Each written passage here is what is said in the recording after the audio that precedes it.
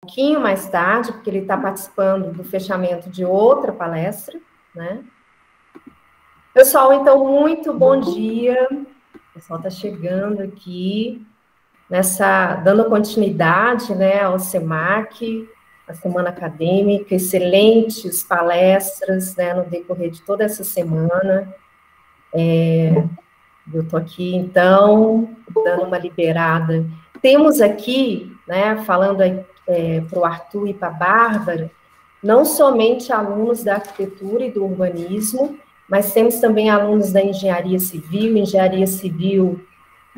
e produção civil, temos da aeronáutica, temos da engenharia ambiental, design, ou seja, vários alunos, né, de diversos cursos de graduação aqui da Universidade FUMEC, interessados em conhecer o trabalho de vocês, tá bom? Então, dando início à apresentação, temos, então, hoje, acho que eu vou aguardar mais um pouquinho. Vamos ver. Tem um barulhinho de leve aí a entrada dos alunos. Parte dos alunos são da disciplina que eu ministro nesse horário, que é de gestão ambiental, mas boa parte aí estão chegando e são alunos de outros cursos. Ok.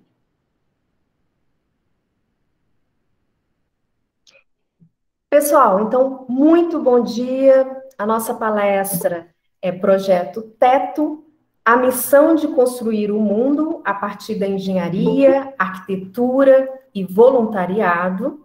Temos, então, a presença, né, do nosso colega, né, do nosso palestrante Arthur Rialli, que é gestor da sede na Teto, Minas Gerais, né, e vamos ter a participação, né, da nossa ex-aluna do curso de Design, da Arquitetura e Urbanismo, aqui da Universidade FUMEC, a Bárbara Belloni.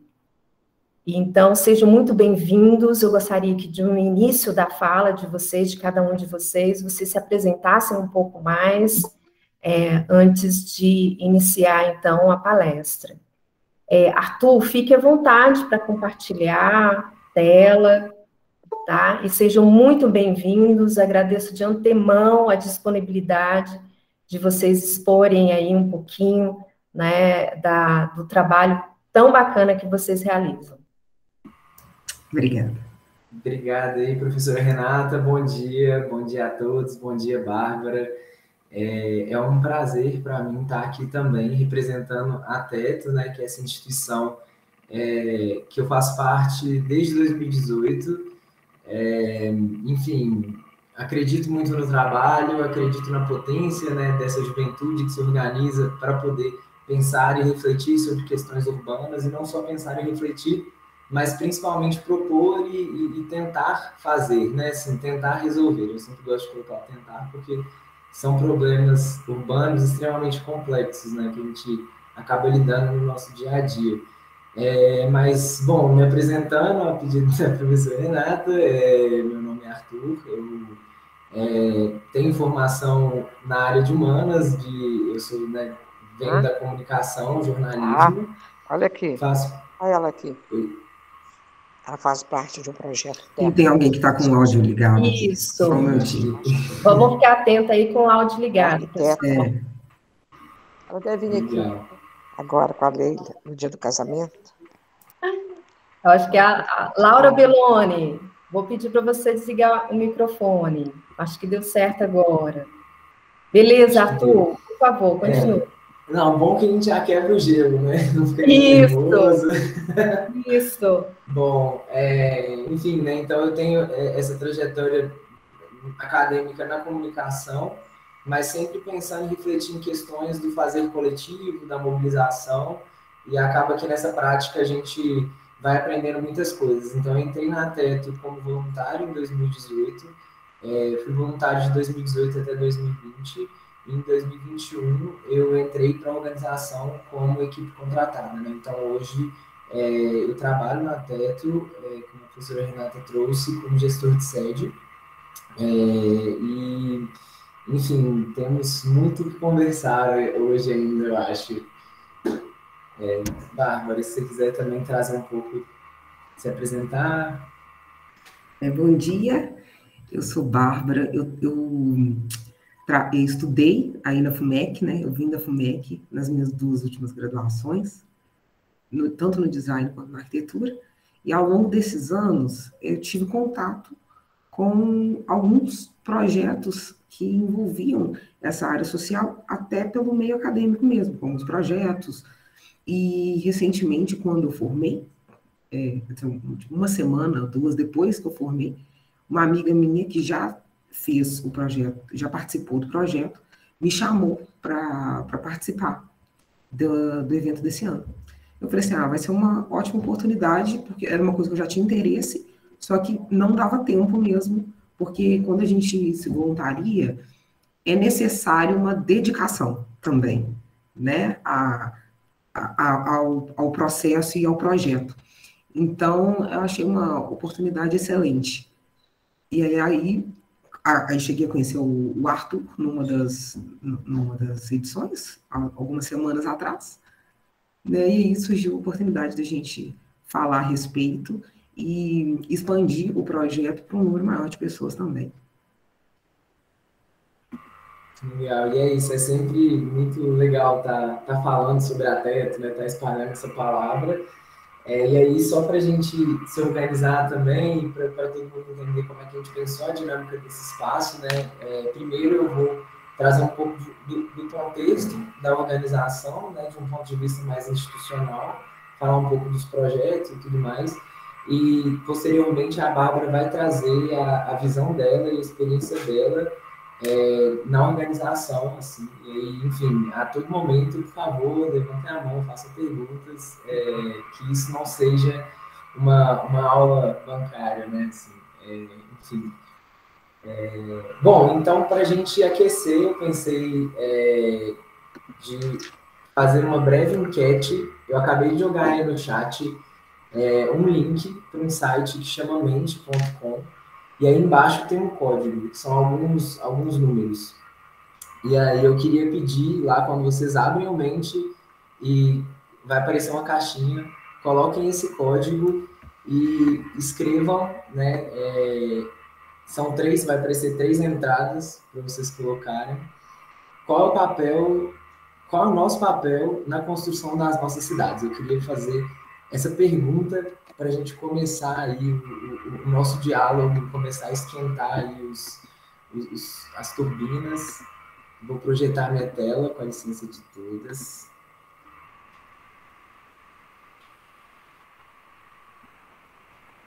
Bem simples mesmo, para a gente ver. O código não deu aqui. Aqui também não. Espera aí, deixa eu... Parece que... Aqui também não deu. Ai, gente, é sem esse primeiro 4, desculpa. Tá. Espera. Ok. Agora deu. Agora deu. Então, tragam, assim, em 3 palavras, qual vocês acreditam ser o nosso papel na construção das nossas cidades, no sentido mais amplo mesmo que esses conceitos vêm para vocês.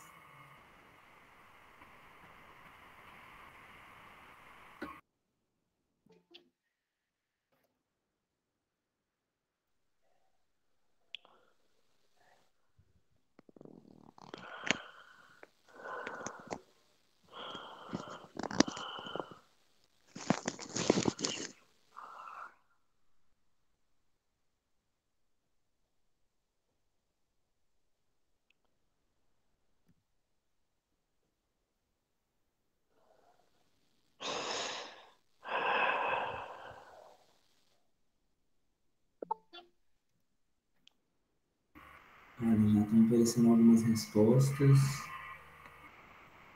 E aí o Mente vai criando essa nuvem de palavras, né? Pra gente... Quanto mais um termo aparece, maior e mais central ele fica. Então, para a gente ver como que é todo mundo aqui, né? Como que nós estamos enxergando o nosso papel na construção das nossas cidades. Eu gosto muito dessa pergunta, né? Desse questionamento, porque eu acho que foi uma das coisas que a Teto e a prática na Teto me levaram a refletir muito, né? Qual que é o meu papel na construção dessa minha cidade, né? Então, essa apropriação de um espaço que é nosso, assim, né? E são problemas urbanos que são nossos também. Então, à medida que vocês forem colocando, vai aparecendo aí para formar a nossa nuvem de palavras. Pessoal, só para reforçar, eu coloquei o código correto, é sem o primeiro 4, tá? E para quem chegou por agora, deem uma olhada aí nesse link, né? Que o Riali está propondo uma atividade bem interessante aí para gente.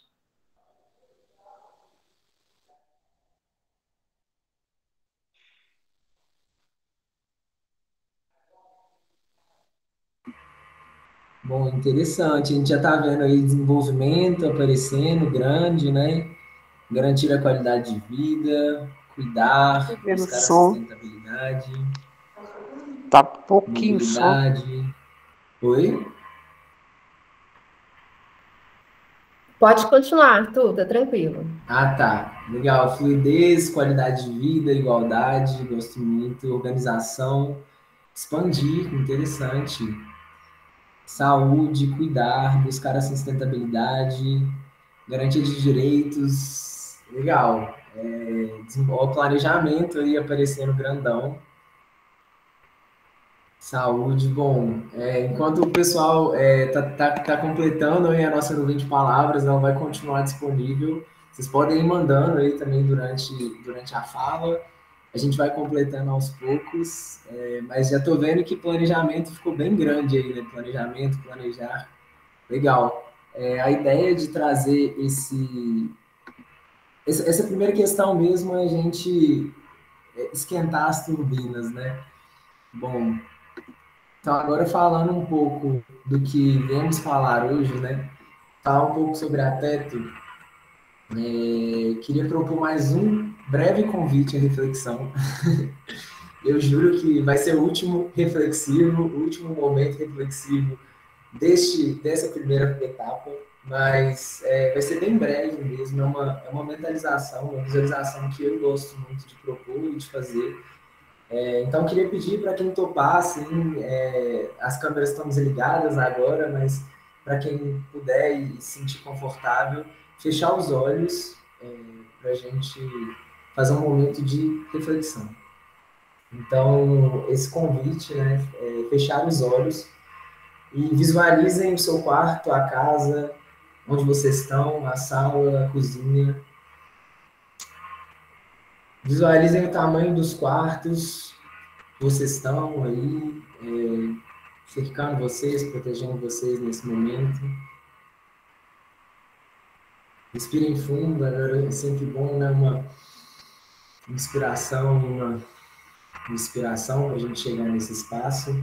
Bom, de olhos fechados, imaginem o calor e o frio que vocês sentem no espaço onde vocês estão. Pode ser sua casa, pode ser a casa de um parente, a casa de um amigo, enfim, esse espaço de onde você assiste essa palestra. Quando chove, pensem por onde entra água ou muito vento nesse espaço onde vocês estão. Agora imaginem que depois de uma chuva forte, vocês vão sair para um compromisso, que pode ser o trabalho, aula, visitar um parente, um amigo, qualquer coisa. Vocês precisam sair. Qual é o estado das ruas e da calçada quando você sai na rua, né? Quando você precisa ir para esse compromisso seu? É asfaltado? Se você estiver de carro ou de moto, as ruas do seu bairro comportam esse tipo de veículo? Né? Ou seja, passa um carro na sua rua, passa uma moto na sua rua? Se você for de transporte público, qual a distância entre a sua casa e o ponto de ônibus ou estação de metrô mais próximo? No caminho, você repara nos equipamentos públicos do seu bairro. Qual a distância entre a sua casa e a praça mais próxima? O hospital mais próximo? O posto de saúde mais próximo? A quadra esportiva mais próxima? Posto policial? Todos os serviços básicos do cidadão. Faça aí um mapa mental de o que tem perto desse lugar onde você está. todos esses serviços básicos que te cercam. Bom, e por fim, visualizando o seu bairro, visualizando esse espaço aí onde você se encontra, responda, quem fez toda essa infraestrutura ao seu redor? Quem foi responsável por construir essa infraestrutura? Não é para responder literalmente, agora queria agradecer quem topou aí fechar os olhos e se entregar a essa reflexão. Podem abrir os olhos os que estavam de olhos fechados. Bom, muito provavelmente o espaço em que vocês se visualizaram, né, que vocês imaginaram, é o que a gente chama e conhece, né, como cidade formal. Então, a cidade formal, imagino que principalmente os estudantes aí da arquitetura, do urbanismo e das engenharias tenham bastante acesso a esses conceitos, né, mas só para a gente ficar na mesma página. Então, a cidade formal é aquela cidade que é adequada à legislação urbana, né? Então, ela parte do planejamento urbano, muitas vezes, né, em sua grande maioria. E planejamento apareceu muito, né, no papel das nossas cidades que a gente preencheu. A cidade formal, ela também conta com uma infraestrutura urbana básica, né? Então, ela tem vias de acesso, áreas de lazer, equipamentos de saúde e assistência social, saneamento básico, luz elétrica regularizada, endereço, título de propriedade, tudo que é básico, tudo que é direito, né? A cidade formal, ela também é o foco dos investimentos públicos e privados, né? Ela se torna o cartão postal da cidade. E ela geralmente é construída pelo mercado formal de produção de habitação civil, né? Então, são profissionais habilitados que dão ali o seu aval e usam de toda a sua técnica para construir e desenvolver essa cidade formal, né? Em contrapartida, a gente tem o conceito de cidade informal, que geralmente advém da ocupação espontânea do território, né? Então, áreas de risco, encostas. A cidade informal, ela também conta com infraestrutura urbana básica precária ou não conta com infraestrutura urbana nenhuma, né? E geralmente uma infraestrutura urbana autoconstruída. Ela também, né, tem a forte ausência do poder público com seus equipamentos, né, com as suas políticas. Elas constituem nas cidades comunidades, populações invisibilizadas, e em sua maioria elas são construídas pelos próprios moradores e pela comunidade, né, o que eu falei para vocês da autoconstrução, assim. E esse exercício que a gente fez, né, de mentalizar, de visualizar, questões básicas como por onde entra água quando chove, ou por onde entra muito vento, calor, frio, são questões que geralmente a cidade formal não enfrenta, mas que para quem habita e vive e constrói a cidade informal, né, que está aí à margem do planejamento urbano, são questões presentes na vida das pessoas, né? Assim, então, sair e não ter uma infraestrutura urbana, né? Sair e ter que enfrentar uma rua que não é asfaltada, né? Então chove, eu não consigo me locomover sem me sujar. Isso tudo são questões que a gente que habita a cidade formal não encontra, mas que é uma realidade, infelizmente, comum no que a gente chama de cidade informal, né?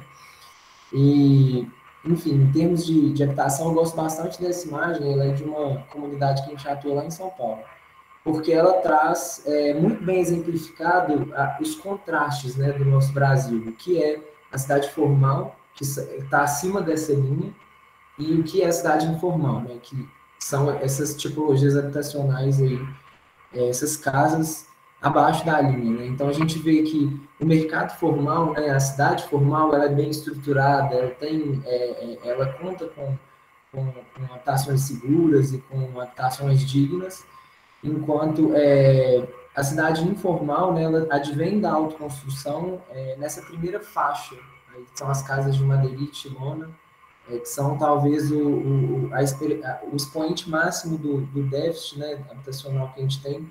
São casas construídas com materiais não próprios para construção, então lonas, madeirites, enfim, que ainda são uma realidade no nosso Brasil, na nossa Belo Horizonte. Depois, né, no segundo plano, aí, ainda abaixo da linha, a gente tem casas de alvenaria também autoconstruídas, né, nesse processo de comprar os materiais e fazer mutirão e construir, que são mais estruturadas que essa primeira faixa, com certeza, mas ainda, enfim, não contam com acompanhamento especializado, né? Isso não é um problema, a gente vai ver isso um pouquinho, espero trazer isso um pouquinho mais na frente, mas que, enfim, são diferentes níveis aí de cidade, né, que a gente vê nessa foto. E, bom, falando um pouco sobre a autoconstrução, né, eu gosto muito de falar de Belo Horizonte, assim, não é a cidade que eu nasci, mas é a cidade que eu moro minha vida, a maior parte da minha vida, e a cidade de Belo Horizonte, ela é uma cidade que tem uma história de autoconstrução, né? Acho que quem é daqui, ou quem já estudou um pouco da história de Belo Horizonte, sabe daquela historinha de que é uma cidade planejada, teve a comissão construtora de Araújo Reis que veio, enfim, houve uma votação para ver qual que seria a nova capital de Minas Gerais, e aqui, Belo Horizonte, que era o Arraial Belo Horizonte, ganhou como uma nova capital, né? E uma comissão foi estruturada, o município de Belo Horizonte se emancipou, foi criado e se emancipou de Sabará. E aí a gente, enfim, né, foi planejada toda uma cidade nos moldes positivistas da época, né? Principalmente inspirados aí na arquitetura, no urbanismo europeu. E a cidade ela foi toda planejada em linhas retas e toda muito cartesiana, só que não se deram o trabalho ou não pensaram, não sei, em planejar a cidade para os que a construiriam, né? Então, a gente tem a história das ocupações urbanas, né, informais em Belo Horizonte, ela é anterior à fundação da cidade, à construção, né, a fundação, a cidade ter ficado pronta, as ruas terem ficado prontas, enfim.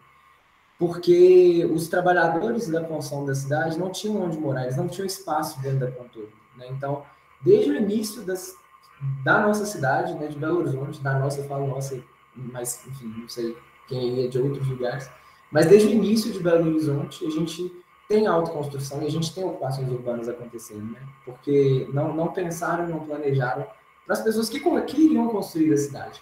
Então, quando a gente fala de autoconstrução, a gente está falando da história de Belo Horizonte, e não só a história de Belo Horizonte, a gente está falando da história brasileira. O urbanismo, a urbanização brasileira, acelerada ali na década de 70, 80, ela é muito caracterizada pelas moradias autoconstruídas, né? Então, um levantamento do Datafolha de 2018 trouxe que cerca de 85% das moradias que são construídas no Brasil são conduzidas sem a participação de um profissional habilitado, né? E aí é importante também a gente entender esse processo não como um problema e nós temos que tirar as pessoas, né, acabar com as favelas ou essa forma de se produzir habitação, mas a gente entender como um processo de morar, né, que é encontrado pela população mais vulnerável, pelas populações vulneráveis, né? Porque uma coisa é fato, a gente precisa morar, assim, né? Se não existe, enfim, como que eu falo? Se não existe esse apoio, esse suporte das políticas públicas, né? Se não existe esse amparo do Estado, as pessoas vão encontrar outras formas de morar, né? Muitas vezes a gente confunde a questão da população de rua com a questão da habitação e das ocupações. Por muitas vezes essas duas questões elas têm interseções sim, né? Às vezes a falta de acesso à habitação pode acabar levando à situação de rua, mas quem, né, tem vontade de morar, quem busca isso, enfim, tem uma estrutura mínima necessária, vai encontrar formas de morar. E aí é que nasce a autoconstrução, é aí que nasce a ocupação organizada. E aí um relatório muito interessante da Câmara Municipal de Belo Horizonte, né, elaborado pela Comissão de Direitos Humanos, que foi muito capitaneado pela vereadora Bela Gonçalves, ela aponta que as ocupações urbanas nos últimos 10 anos produziram mais moradias que o Estado em Belo Horizonte. Assim. Então, a gente tem uma necessidade, uma demanda por habitação digna de qualidade muito grande, né? A gente tem um déficit gigantesco e a gente não tem políticas públicas que acompanham, assim, por N fatores, motivos. Não é a minha intenção aqui tentar desvendar o porquê as políticas habitacionais a gente tem tantos problemas aqui no Brasil, mas fato é que a população organizada busca alternativas a isso, né? Assim, alternativas que muitas vezes não são as ideais, né? E aí o processo de autoconstrução, ele é uma resposta a essa falta, né? Essa carência, assim. Então, para terminar essa parte, assim, né? Trazer esse contexto, a gente tem que entender sempre o processo da autoconstrução, né, como um processo de morar, então não é algo assim abominável e a gente não pode olhar só à luz do olhar tecnicista, né, e do olhar formal. A gente tem que entender que existe ali muito valor e muita riqueza técnica também, assim, né, são soluções construtivas por vezes muito criativas. Mas que também, enfim, não é uma situação ideal, né? Porque acaba que, como essas pessoas ocupam as áreas da cidade que são relegadas a elas, são muitas vezes áreas de risco, áreas de preservação ambiental, áreas de alagamento, que não constituem o local da moradia digna, né? Então, assim, a gente não dão condições para a moradia digna dessas pessoas. Então, a gente tem que pensar, né? Tanto olhar esse processo da autoconstrução como rico, vivo e pulsante, mas também como sintoma da falta de uma política formal de produção da cidade, né? E aí, enfim, eu gosto de trazer esse contexto porque, da perspectiva da TET, né, e aí pensando onde que a TET se insere nesse contexto, a gente entende que os territórios que a gente atua são sempre potência, né?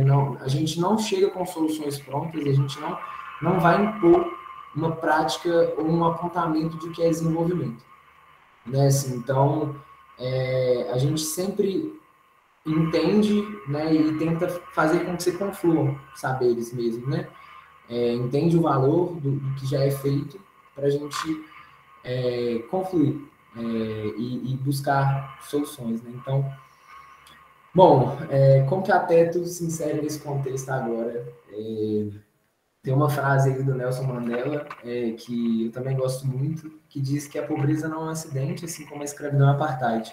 Ela foi criada pelo homem e pode ser superada com ações humanas. Então, acho que nesse contexto, o primeiro lugar onde a TET se insere é a desnaturalização da pobreza e da vulnerabilidade, né? O que é desnaturalizar? Né? É você não achar que é natural, que é necessário, né? Muitas vezes a gente se depara com argumentos capciosos de que sempre vai existir o rico e o pobre, né? O que tem e o que não tem, enfim.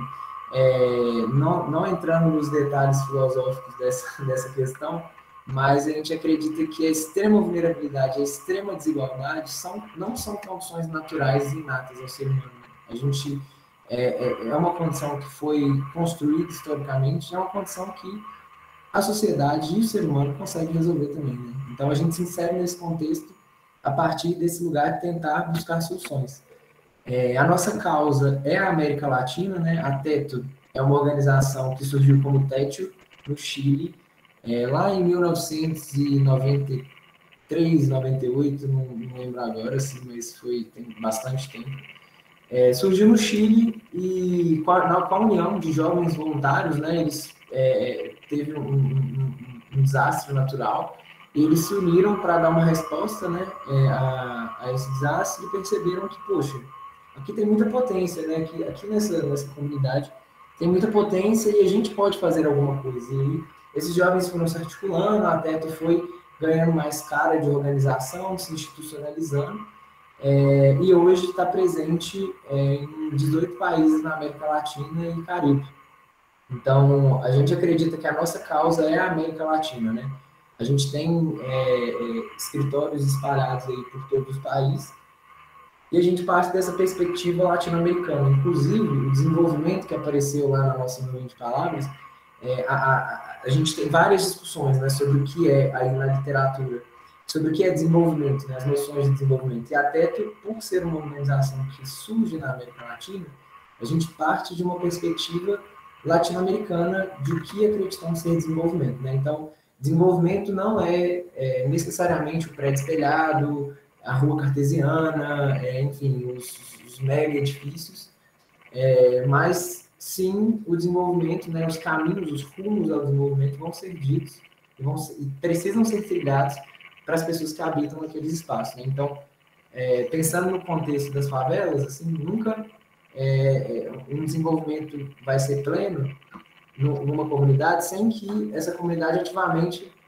planeje e construa as suas noções de desenvolvimento, né? Assim, então, é uma perspectiva muito de valorizar o que a pessoa no planejamento urbano, né?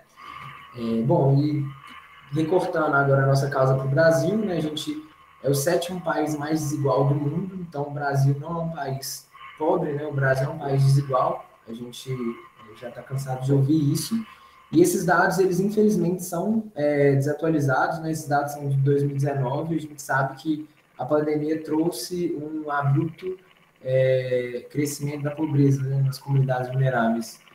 Enfim, então, só para ilustrar um pouco o nosso contexto, né? E aí a nossa causa são as favelas precárias, né? Que a gente entende que são a manifestação extrema dessa realidade de desigualdade e pobreza nas cidades do Brasil e da América Latina. E a gente vê, mesmo assim, né, nas fotos, eu nunca tive a oportunidade de ir em outros países onde até está tudo, mas que são perfis de comunidade e perfis de trabalho muito parecidos. Assim. Então, como que a gente, na América Latina, compartilha mesmo essa realidade.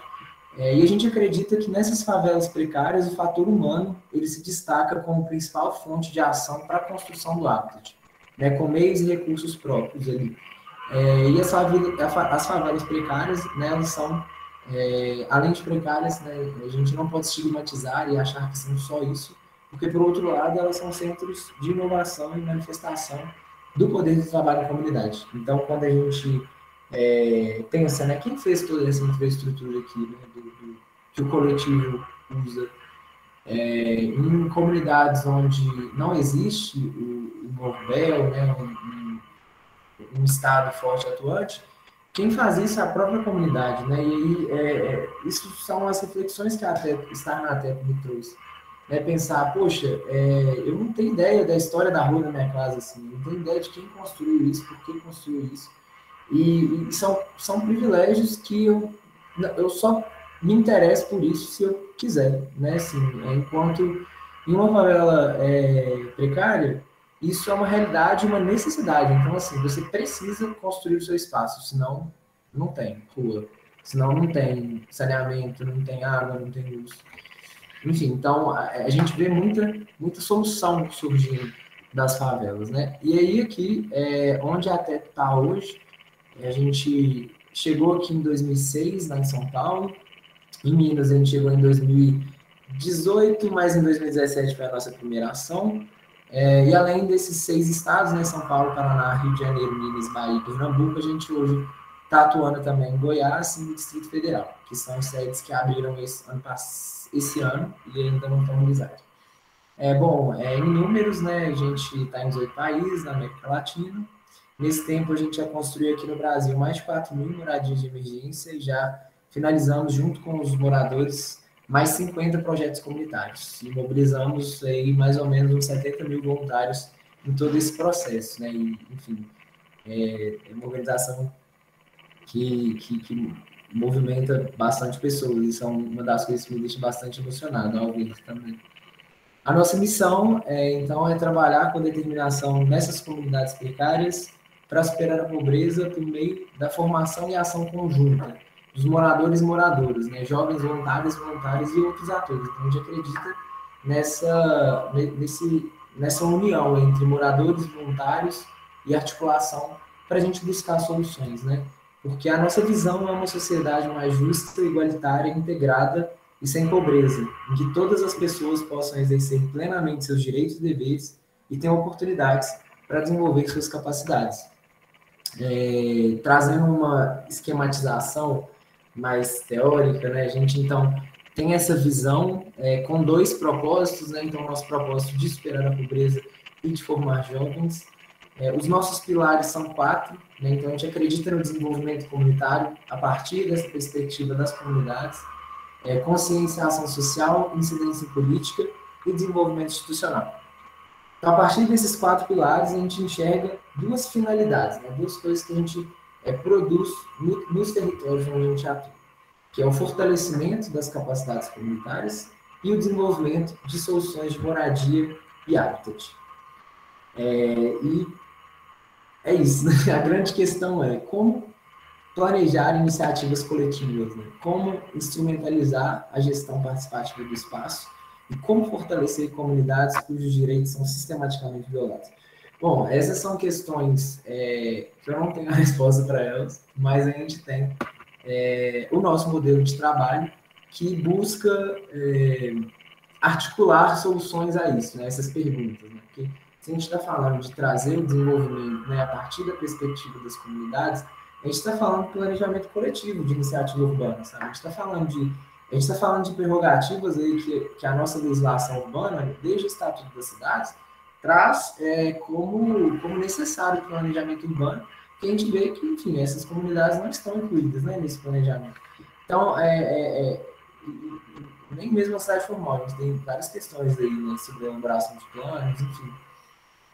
Mas a gente tem essas questões aí, né? Como que a gente planeja uma iniciativa coletiva, né? Mesmo que seja de mutirão, ou de pensar uma solução, uma proposta de plano urbanístico, enfim, como que a gente vai planejar essas iniciativas, né? Como que a gente vai instrumentalizar a gestão participativa desse espaço, né? Porque a gestão precisa ser participativa para a gente ter um acesso democrático, né? Assim, a todos poderem dar ali sua visão, enfim, não cair nos autoritarismos. E como, a partir disso, a gente fortalece essas comunidades que têm direitos sistematicamente violados. E aí, para isso, né, a gente se apoia no nosso modelo de trabalho. Então, com a nossa finalidade de fortalecer capacidades comunitárias, né, jovens voluntários e voluntárias trabalham em conjunto na solução, na geração de soluções concretas, que proporcionam moradias nas condições, melhoria nas condições de moradia e hábitat desses territórios. Né? Então, é sempre a partir da união entre voluntários e moradores, né, a partir do diálogo, reflexão e decisão, que a gente vai gerar as iniciativas emergenciais que vão trazer esse bem-estar imediato à comunidade e vão fortalecer o que nós acreditamos e entendemos enquanto capacidades comunitárias. E aí é sempre muito importante a gente entender também quais são os papéis dos atores, né, na esfera pública, aí, no jogo urbano. Uma ONG, né, até é uma organização não governamental, a gente legalmente somos um OCIP, mas uma ONG ela nunca vai resolver os problemas urbanos, né? Ela não vai conseguir assumir o papel que é delegado ao Estado, né? Que principalmente a municipalidade ali em questões urbanas. Então, o nosso propósito, o nosso intuito não é urbanizar favelas, assim, como o Estado deveria fazer. O nosso intuito é muito mais fortalecer essas capacidades, né? Então, fortalecer essas comunidades para buscar os seus direitos, mas que nesse processo a gente acredita que só o refletir, né? Só ficar ali no trabalho de conversa, que é muito importante, o diálogo e a reflexão, é fundamental também a ação, né? Que a ação ela traz tanto uma melhoria emergencial, quanto uma possibilidade de trabalhar outras questões ali desse coletivo. Né? Então, quando a gente vai fazer um projeto de uma escada na comunidade, a gente sabe que não é uma escada definitiva, a gente sabe que é uma escada emergencial, mas que a escada emergencial vai trazer paliativamente uma melhora naquela condição de vida. Mas a gente não quer ficar só na escada emergencial. A gente quer, a partir desse mutirão, a partir dessa mobilização, a partir desse sonhar junto o espaço, que esse coletivo se fortaleça e a partir do fortalecimento desse coletivo, a gente busque outras coisas, sabe? A gente busque lá na frente, assim, a gente busque direitos, né? Porque direitos são garantidos a partir de políticas públicas. Né? ONG não garante o direito de ninguém. Quem garante o direito é o Estado.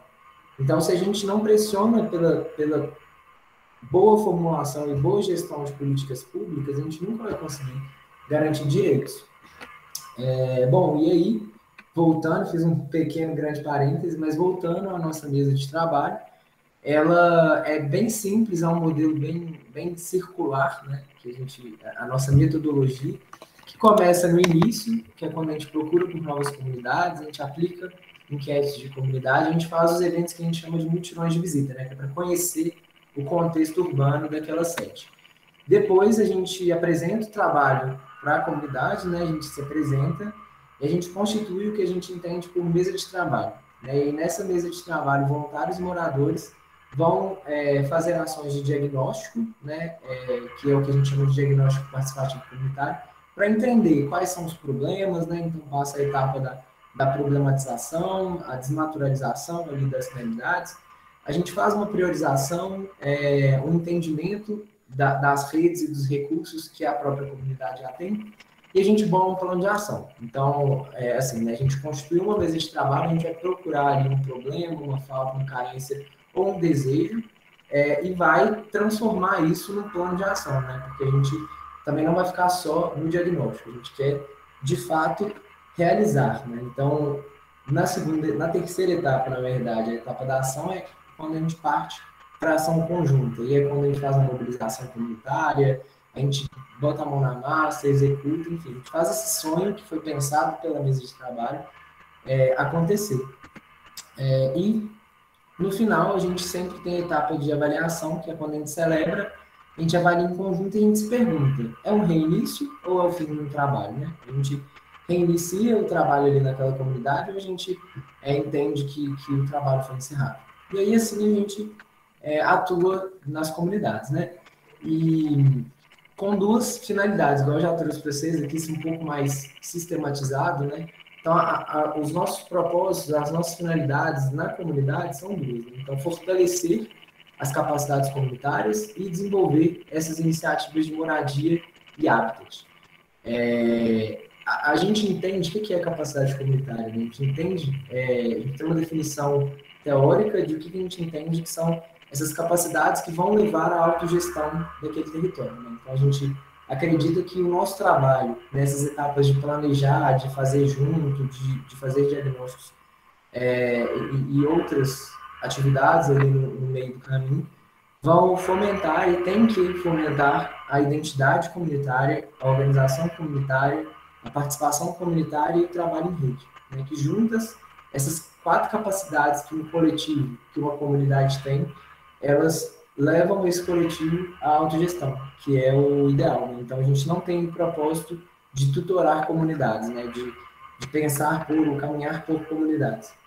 E, do outro lado, a gente tem as iniciativas concretas, né? Que são respostas a problemas urbanos imediatos. A gente tem projetos de acesso à terra, projetos de moradia, acesso à água e saneamento e infraestrutura comunitária. Aqui eu não vou ler todos não, mas só para vocês terem mais ou menos uma noção, né, dentro de acesso à terra, quais são os projetos que a gente pode desenvolver, né, moradia, acesso à água e saneamento e infraestrutura. E aqui um descritivo de, né, o que são essas capacidades comunitárias, né, para a gente. Então, não é só sobre o projeto que se constrói, mas é também sobre como esse projeto é construído, sabe? Não é só sobre a escada, é sobre o sentido que se dá àquela escada que é construída. Bom, isso aqui é uma sistematização, né? Como que a gente acredita, qual que é a nossa teoria de mudança, né? Como que a gente acredita que a partir de soluções de moradia e habitat, que é essa bolinha azul aí à esquerda, ela vai fortalecer as capacidades comunitárias, ela vai trazer melhorias concretas nas condições de vida, né, que são aí, caracterizam a produção social do habitat, que fomentam o desenvolvimento comunitário, e esse desenvolvimento comunitário visa a nossa sociedade mais justa, igualitária, integrada, sem pobreza. Então, a gente que vive de sonho, eu gosto de falar muito que a gente vive de sonho, né? A gente tem que ter sempre a nossa visão no inédito, né? No inédito viável. A gente tem que estar sempre sonhando algo que ninguém espera que pode acontecer.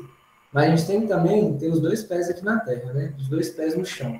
Para a gente entender, tá, então eu sonho com essa sociedade justa, igualitária, integrada, sem pobreza. E aí, do ponto que eu estou hoje, como que, pelo menos teoricamente, eu vou fazer esse caminho? E, enfim, você mira na direção do sonho e vai fazendo, aprendendo e reelaborando, mas a gente tem essa teoria da mudança, toda organização social tem uma teoria de mudança que justifica, né, assim, o propósito da sua intervenção. E aí a gente acredita que a partir do fortalecimento dessas capacidades e das melhorias concretas da condição de vida dos moradores que a gente vai chegar lá na frente, lá no nosso sonho. Mas independente de qual seja o caminho, né, existem vários caminhos para chegar a esse sonho, o importante é sempre você ter, né, um propósito, um sonho, algo que você quer alcançar. Bom, e aí no nosso trabalho a gente tem 5 princípios, né, que é a participação, a corresponsabilidade. Então a gente sempre faz junto, a gente não faz para nem por, né, a gente faz junto com. A gente entende que todos os atores são responsáveis, né, então a gente, igual eu falei, a gente não vai tutorar a comunidade, a gente não vai também ser impositivo, né, então a gente sempre faz junto com. A massividade é um princípio para a gente, a transparência e a sustentabilidade organizacional, né? Porque a organização ela precisa continuar existindo para continuar fazendo. Parece meio óbvio, mas no terceiro setor a sustentabilidade é sempre uma grande questão, né? Então, indo um pouco mais para a prática, falei uma parte de coisa, agora trazendo um pouco mais concreto quais são os projetos que a Teto desenvolve, né? Então, o primeiro braço dos projetos comunitários, né, são desenvolvidos a partir desse diagnóstico que eu falei para vocês. A gente desenvolve, então, esse diagnóstico para fazer os projetos de infraestrutura que sejam viáveis e que sejam prioridade para os moradores e moradoras, né? E viável é uma palavra muito importante porque a gente só vai fazer o que a gente dá conta de fazer, né? Se é uma prioridade para a comunidade ter um sistema regular de esgoto, com certeza, mas a Teto por si, com as articulações que consegue, vai depender das articulações que se conseguem, mas igual eu trouxe para vocês, no início, uma organização social ela nunca vai conseguir assumir esse papel de Estado, né? Então, a gente faz muito o que é viável, o que também... o morador manja muito de calçamento. Vamos fazer uma rua e a gente elabora, faz o projeto todo, enfim, sempre dando o suporte. E também atuando muito na captação, né? Porque acaba que a Teto consegue fazer essa transferência, né? Essa arrecadação de recursos, claro, em baixíssima escala, para investir nesses territórios. Então, trazendo um pouco um exemplo prático, né? Essa é uma escada na comunidade Terra Nossa que a gente fez junto com os moradores, né? Então, teve a etapa de diagnosticar, de entender quais eram os principais problemas, depois pensar qual que era a solução, né? Qual que é a nossa principal prioridade aqui nesse trabalho. E aí, a partir de muita escuta, a gente entendeu que era uma escada de acesso, e essa escada de acesso, assim, foi um processo muito bonito, porque eu lembro que eu estava envolvido nele, e foi uma escada que foi escolhida por aquele grupo que a gente trabalhava, porque é onde a van das crianças para, né? Onde o ônibus da escola para, e aí sempre que chovia, as crianças não conseguiam ir para a escola, ou derrapavam e chegavam todas sujas na escola. Então, assim, não era nem o principal acesso dos adultos, era o principal acesso das crianças. Então, assim, isso foi muito bonito, muito potente, assim, quando a gente fez, e aí, claro, Nossa Senhora, dá um propósito, né, que você está fazendo, assim, e aí os moradores abraçaram, e a gente fez em conjunto, e aí, enfim, né, o técnico ele não some num projeto desse, né, mas a gente busca construir junto, assim, a gente vai fazer uma escada, vamos, e como é que faz uma escada? Ninguém sabia, e a gente foi buscar tanto a experiência técnica quanto a experiência dos moradores, e a gente chegou nesse modelo construtivo de bloco cheio, assim, que é uma escada que se mostrou bastante durável, né, não é uma escada permanente, mas que conseguiu ser realizada com um orçamento bem baixo, né? Então, é uma escada de 75 degraus que a gente fez com as doações de mão de obra e doação que a gente fez uma grande doação de bens, a gente fez escada com menos de 4 mil reais, assim. Então, 75 degraus com esse investimento é incrível, assim, acho que mostra o poder de realização do coletivo. E aí a gente, né, atua tanto a Teto, né, num projeto como esse, atua na articulação desses desejos, né, e na constituição dessa mesa de trabalho, e também em eventuais assessorias técnicas que são necessárias, né, viabilidade, entender o papel e o lugar do assessor técnico, mas a Teto também está aí como esse catalisador, esse canalizador de recursos, né, porque, enfim, para se desenvolver projetos precisam de recursos. E, enfim, o processo por si já gera muitos afetos, né? Essa foto do meio aí foi um dia de celebração muito bonito, esse projeto. Um outro exemplo de projeto são as hortas comunitárias, né? Que vieram principalmente, né, se intensificaram com a pandemia e a busca por alternativas sustentáveis. para essa crise alimentar que o país vive. Esses são exemplos também esse é um exemplo de uma outra escada em Dom Tomás, então uma faixa para garantir a mobilização, né, fazer a mobilização do pessoal, isso a gente na construção da escada e sempre nessa perspectiva, né, então voluntários e voluntárias junto com moradores e moradoras, fazendo junto, assim, sempre, né. Aqui mais alguns exemplos de projetos, isso é uma rampa à direita, né, uma rampa também em Terra Nossa, numa das entradas da comunidade. Essa é uma ponte feita na comunidade favorita, que é no Paraná. Essa aqui é um projeto de manilha que a gente fez lá em Helena Greco, né? Foram 3 casas que pegaram fogo, e passava um rio embaixo, a gente fez a reconstrução dessas 3 casas e o manilhamento desse rio. Então, hoje lá você tem essa manilha e as casas, as moradias emergenciais da teto construídas em cima. Essa daqui ficou por cima, mas isso é um projeto de banheiro modular com biodigestor. Aqui no fundo são os módulos biodigestores, não uma solução de saneamento para as comunidades. Isso também é o banheiro biodigestor sendo feito, sempre em conjunto, né? Esse é um projeto de captação de água da chuva, os lavatórios comunitários, né, também em resposta à Covid. Esse aqui é um centro comunitário, ele parece muito com o nosso projeto de moradia, mas ele é como se fossem 2 moradias juntas. A ideia dele é ser usado como espaço comunitário, né? Isso aqui é a mesma sede, mas com outro material. E aí, enfim, tudo sempre com muita participação, muita discussão, muito diálogo, muita inclusão. A gente acredita que o nosso papel é mesmo impulsionar essas comunidades. E essa última foto aí é da rua que a gente fez lá numa ocupação no Gameleira, junto com o Cuca, que foi o principal, esse morador aí, do lado, tá aí do meu lado. Ele foi um dos principais articuladores, assim, desse projeto na comunidade. A gente pavimentou essa rua juntos, assim, né? E, enfim, foi um projeto muito eficiente por parte da comunidade, né? Que eles trouxeram a tecnologia e a gente está aprendendo, inclusive, esse método de pavimentação, né, de calçamento poliédrico com eles, para ver se a gente leva para outras comunidades que têm essa demanda. Assim. Então, enfim, e a gente tem também o programa de moradias emergenciais, né, que é uma solução imediata para famílias em situação de extrema vulnerabilidade, que atualmente vivem em casas construídas com materiais não duráveis. Né? Então, é uma alternativa, é uma moradia segura e digna para a garantia de um direito básico, né? Para que essas famílias estejam mais protegidas contra riscos de desabamento, alagamento, animais peçonhentos, entre outras ameaças. E esse programa, ele é de moradias emergenciais, eu gosto sempre de frisar isso, é um dos, pelo qual a Teto é muito conhecida, né? Assim, as casinhas da Teto, acho que não sei quem já teve contato com a organização já deve ter visto. E esse é, inclusive, o projeto que me fez conhecer a Teto, né, no primeiro momento, e que foi a porta de entrada da Teto para a Bárbara, né, Bárbara?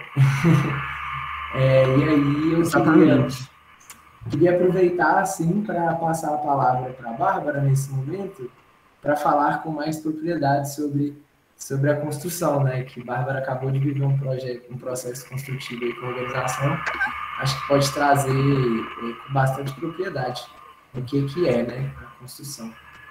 Sim, eu vou só trocar o slide aqui rapidinho, Bárbara. Esse programa de moradia, ele também foi o que me fez conhecer a Teto, através dessa amiga minha que eu comentei com vocês, que ela é da área de engenharia ambiental e civil, e aí ela me chamou para participar há uns anos atrás, no qual eu não pude, e aí atualmente surge novamente a oportunidade de falar, vamos tentar, vamos ver o que vai dar, como funciona, porque a gente entra entendendo um pouquinho dessa ação e um pouquinho da organização, mas a gente não tem noção do todo mesmo, né? Aí, à medida que nós vamos participando e entendendo os processos, é que a gente vai vendo quão grande é essa ONG, né? Passa para mim, fazer um favor, Arthur. Então, como é que começou? Inicialmente, a Alice, que é essa amiga minha, ela montou uma casa. Então, a minha casa, a casa que eu participei, chamava Casa da Alice, que foi a pessoa que organizou esse grupo de voluntários para a construção dessa casa. Então, inicialmente, nós precisamos fazer a arrecadação para a construção dela, para que só depois a família vai ser contemplada, a família vai saber que foi contemplada, para não criar também uma desilusão, né, da pessoa falar assim, olha, você ganhou a casa, depois a gente não consegue arrecadar esse valor. Então, nós começamos aqui, igual nessa primeira imagem que vocês estão vendo, com a campanha de arrecadação através de redes sociais, onde eu postei nas minhas redes sociais, que são assim, gente, minúsculos. Eu falei assim, como é que eu vou dar conta de arrecadar o valor da casa para a construção? Eram R$10.000. O grupo, nós éramos em 10. Ainda somos, né? Não acabou totalmente. Em 10 pessoas. E tínhamos lá cada uma sua meta para poder fazer essa arrecadação. E eu pensei, gente, como é que eu vou fazer essa arrecadação? Como é que eu vou conseguir ajudar? Os R$10.000 eu não tenho, né? Outros valores, assim, uma contribuição a gente consegue, mas é um valor alto para se arrecadar.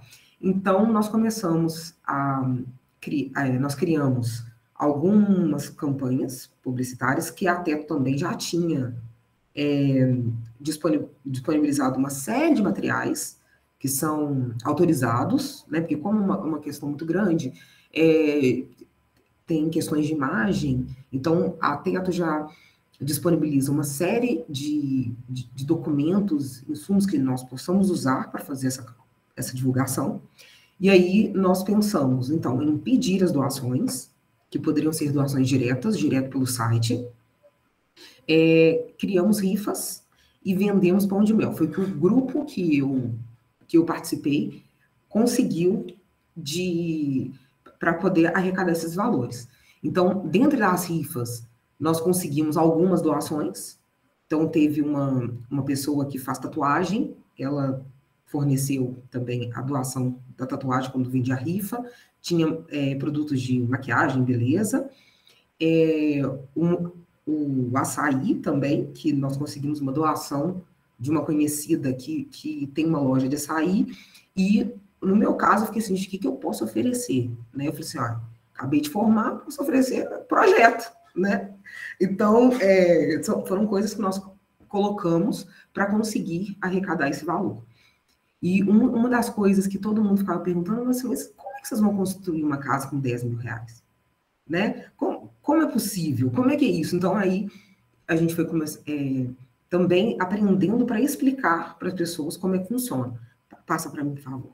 Então, inicialmente, o que acontece? A obra, mesmo a construção, ela foi dividida em etapas, principalmente agora por conta da época de Covid, o grupo teve que ser menor e dividido em 3 finais de semana, né? Então, a primeira foi a pré-logística, que é essa. Então, depois da arrecadação do valor, a gente conseguiu o valor, passamos para a família, ficou sabendo que ia ganhar a casa, e aí nós começamos os trabalhos voltados para essa área. Então, a pré-logística, que foi a primeira fase, o primeiro final de semana, no dia 25/9, eu fui lá com um grupo de mais 40 pessoas para poder fazer essa pré-logística, que seria o quê? Recebimento dos caminhões, conferência de materiais, ver se as peças estavam corretas de acordo com o que foi comprado na fábrica, porque são peças pré-moldadas, pré-fabricadas, né? Que vieram de São Paulo, não é isso, Arthur? E, então, assim, nós tínhamos os painéis, as janelas e as portas, os pisos, esses pilaretes, que são essas peças cilíndricas que vocês estão vendo, e os telhados. Então, nós tínhamos uma lista com o número correto de cada um. Aí a gente descarregava do caminhão, separava, fazia conferência. Pode passar, por favor, Arthur. Depois, então aqui é uma cena da gente descarregando, fazendo a conferência dos materiais, então tira, conta quantos tem, e depois nós fazíamos a logística para levar próximo para o terreno. Porque muitas vezes, da onde seria construída a casa, como o terreno é acidentado e é difícil de chegar em alguns pontos, isso não daria para ser feito no final de semana apenas. Então, tinha o primeiro final de semana, que é a pré-logística, e o próximo final de semana seria a construção em si. Pode passar, fazendo favor? Então, aqui mais umas fotos. Então, aqui, ó, dos painéis, para vocês verem com as portas e uma abertura da janela. E essa segunda imagem aí é o piso. Então, são peças, assim, bem pesadas, no quais a gente... Pode passar.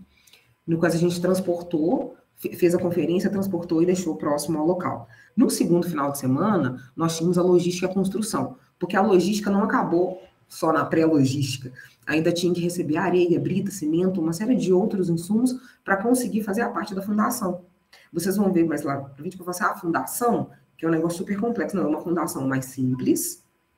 Como o terreno ele é acidentado e muitas vezes a gente não consegue fazer aquela fundação, deixar ele totalmente nivelado, terraplanar, né? Não tem nem tempo hábil e nem recurso financeiro para tudo isso.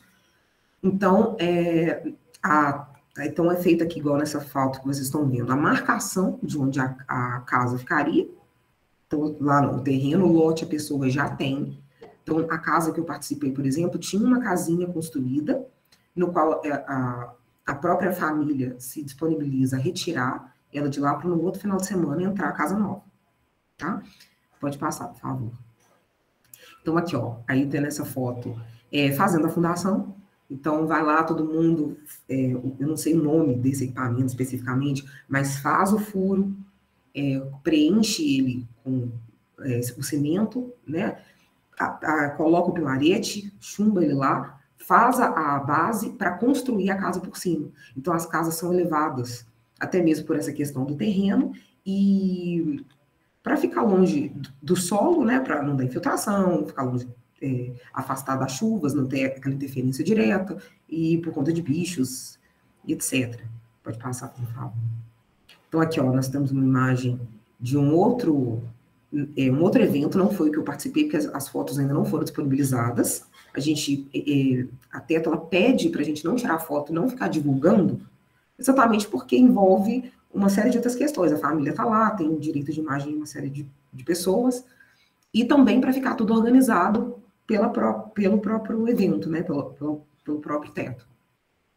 Então, aí, nessa parte aí, tá construindo a parte de baixo da casa, então já foi feito os pilares, já foi nivelado, e a casa estava, os painéis já estavam fechados, né?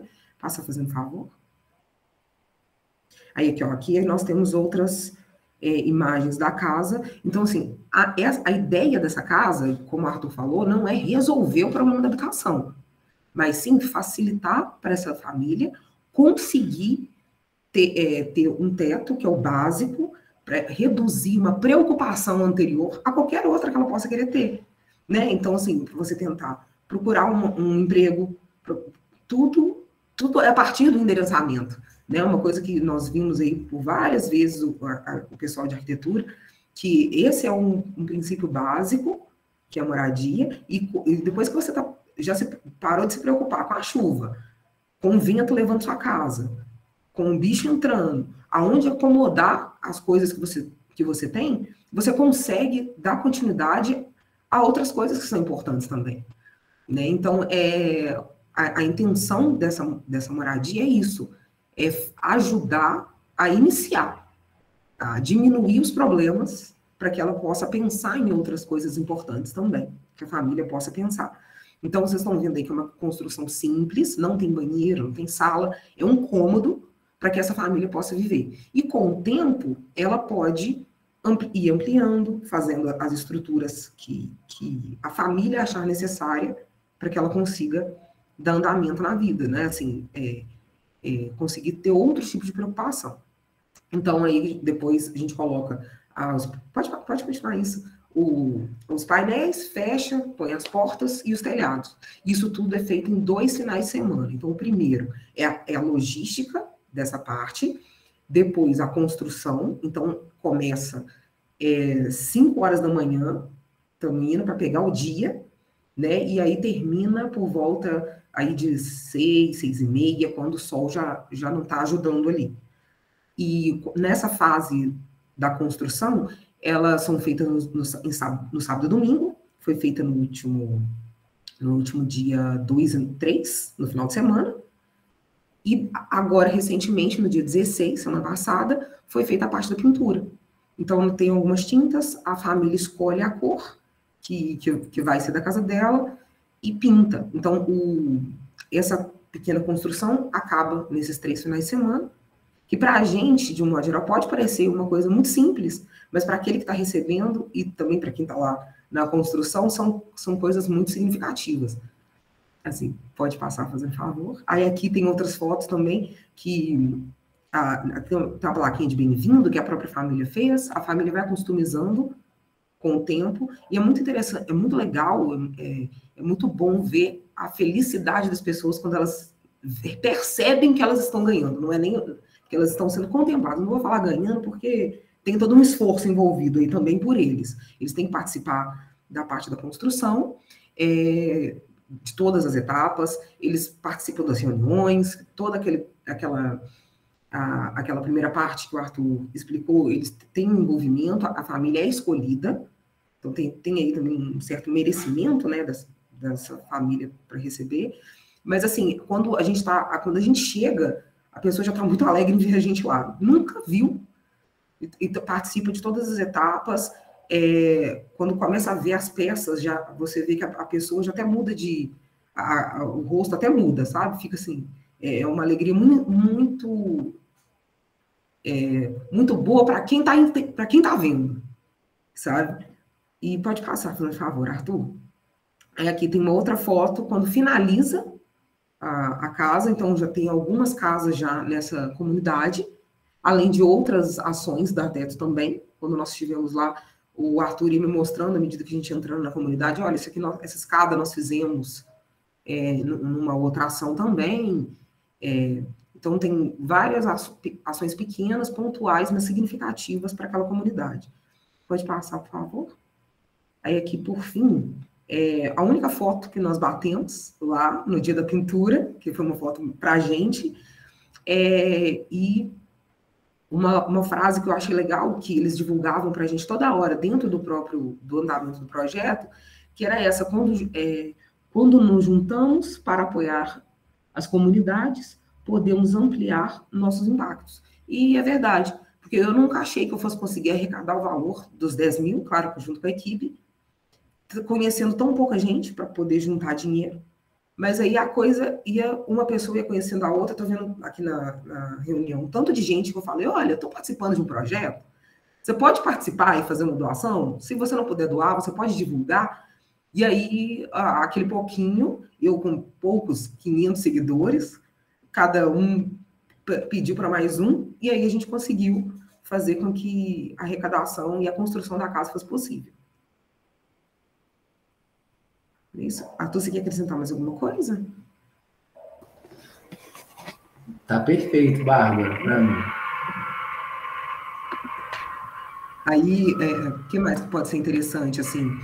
Eu estava preocupada com a parte da arquitetura, até mesmo para falar com o pessoal também. Por exemplo, a casa ela é construída em painéis, né, que já vêm pré-fabricados, e em módulos. Então, são 11 peças, tirando as estruturas, né, tirando os pelaretes, são 11 peças, nos quais a gente consegue, no final, montar esse quebra-cabeça aí para fechar a casa. Ok, a gente tem Primeiro, gente, parabéns, né, pelo trabalho. Tem mais algo para vocês acrescentarem nesse finalzinho, ou posso abrir para perguntas? Acho que pode abrir. Eu só queria depois, no final do final, passar um vídeo rápido, mas dura 1 minutinho só. É muito legal. Certo, tá ok, Arthur. Fernanda, fique à vontade. Bom dia.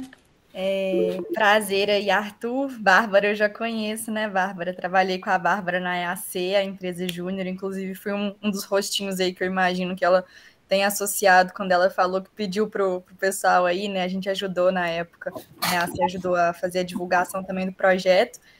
Agradecer vocês dois primeiro. Era a palestra que eu estava mais esperando na SEMAC, porque eu tenho muito interesse nessa área social, sempre fui muito envolvida desde que eu estava na escola e busquei isso na universidade também e tenho muito interesse de continuar nisso e, inclusive, seguir nesse caminho para o meu campo profissional. Então, uma das coisas que eu queria falar aqui, se vocês pudessem falar um pouquinho, é como que faz, por exemplo, como que a gente se inscreve, quais que são prazos, requisitos. Então, pelo que eu entendi que a Bárbara falou aí, a execução em si, se eu não me engano, foi uns 3 finais de semana, né, que você ficou por conta ali, mas além disso tem todo o processo de arrecadação. Então, quanto tempo que dura e, além disso, como que funciona para a gente se inscrever? Eu acho que é o principal aí para eu me planejar, porque eu tenho muito interesse aí, sem dúvida nenhuma. Legal. Bárbara, posso responder essa? Boa. Bom, Fernanda, primeiro, muito legal, muito feliz também de saber que essa era uma das palestras, um dos papos, né, que você mais esperava. Muito bom ver jovens engajados se formando, assim, né? Bom, dentro da Teto, a gente tem 2 tipos de voluntariado. 3, na verdade, né? 4, vai. A gente tem o voluntariado pontual, o voluntariado fixo. E a gente tem o voluntariado empresarial e o voluntariado de colégio, que eu acho que não se aplica, né? Então, o voluntariado pontual é aquele que se inscreve para participar de ações pontuais que a organização vai fazer. Por exemplo, uma construção, uma aplicação de questionário, um projeto, enfim. E aí, essas vagas de voluntariado pontual, a gente sempre divulga no nosso Instagram, que é o @oescritoriomg. E aí eu vou projetar para vocês no finalzinho, mas é o Instagram da nossa sede, Teto, Minas Gerais. Dentro das possibilidades de voluntariado pontual, a gente tem a modalidade de construção Casa de Família, que é essa que você junta um grupo de amigos, familiares, enfim, para participar de todo o processo, né? Então, que vai desde a arrecadação, você junta seu grupo, esse grupo arrecada o valor, e esse grupo vai construir essa moradia junto com a família, que vai ser, digamos assim, beneficiária, né? Vamos colocar nesse termo. E aí é isso, né? A gente tem essa forma de participação, né? Outras formas são os formulários que a gente solta para ser equipe de autodesenvolvimento dos eventos. Então, a gente sempre precisa de pessoas mais envolvidas para operacionalizarem, né? E organizarem de fato, fazerem um relacionamento comunitário enfim. Tem várias formas. E temos o voluntariado, isso tudo dentro do voluntariado pontual, né? Então, aquilo que você faz, aquele voluntariado e enfim, fez ali, acabou, fomos todos felizes. E a gente tem também o voluntariado fixo, né? Que aí são processos que, inclusive, estão abertas as inscrições para voluntariado fixo na nossa sede, que aí você entra para a organização e faz um trabalho mais contínuo, né? Então, você dedica ali horas semanais, você vai participar de uma das equipes. A gente tem, se eu não me engano, vagas abertas em 4 equipes. E aí, enfim, eu posso mandar um formulário, os links e tudo mais para a professora Renata, para ela divulgar depois, para não perder muito tempo aqui explicando. Mas, basicamente, no voluntariado fixo, você está ali nos bastidores para fazer a coisa toda rodar, né? A coisa toda organizada. Então, a gente tem a área de captação de recursos, a área de comunicação, a área de gestão comunitária, a área de habitat, que é mais técnica. E é isso. O voluntariado empresarial e de colégios é um outro modelo, assim, que a gente usa para captar recursos, principalmente. Eu posso passar todos os links para a professora Renata. Não sei se esclareceu, Fernanda. Sim, e depois esses dados eu posso enviar para os e-mails dos inscritos, né? E se tiver alguém aqui que não está inscrito, né? Deixe seu e-mail aqui que eu capturo depois. Sim. Vou novamente. Isso. Boa. Então, daí a gente faz essa ação. Legal, professores. Só para recapitular e resumir, então, a gente está com a inscrição aberta para a Casa de Família e para voluntariado fixo. Tá bem? Ótimo. Terem em mente aí já. Quero agradecer a presença da professora Adriana, da professora Leila, do professor Jacques, que tem uma pergunta para nós aqui. Ok, Jacques. Bom dia a todos. Na verdade, não é uma pergunta, tá? Eu queria agradecer a Bárbara, agradecer ao Arthur e agradecer à professora Renata por proporcionar essa palestra. Não sei se... Está escutando? Deu uma falha aqui na internet. Sim. Está dando para ouvir. Está dando para escutar. Então, Bárbara, Arthur, muito obrigado pela palestra, pela clareza na exposição e parabenizar por esse trabalho maravilhoso. Eu já conhecia a ação da Teto e é um trabalho assim, espetacular. Então, agradecer por vocês estarem trazendo isso aqui para os nossos alunos, para os nossos professores. Em meu nome, em nome do curso, né, agradecendo também a professora Renata, mais uma vez, o agradecimento pela disponibilidade de vocês estarem aqui falando. Especialmente a Bárbara, nossa ex-aluna, nossa arquiteta urbanista formada pela FUMEC. Muito obrigado por essa disponibilidade. Parabéns e um bom dia a todos vocês. Obrigada, Jacques.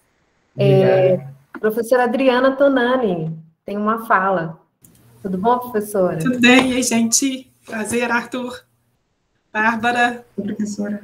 Saudades, queridas. Está tudo bem? Graças a Deus.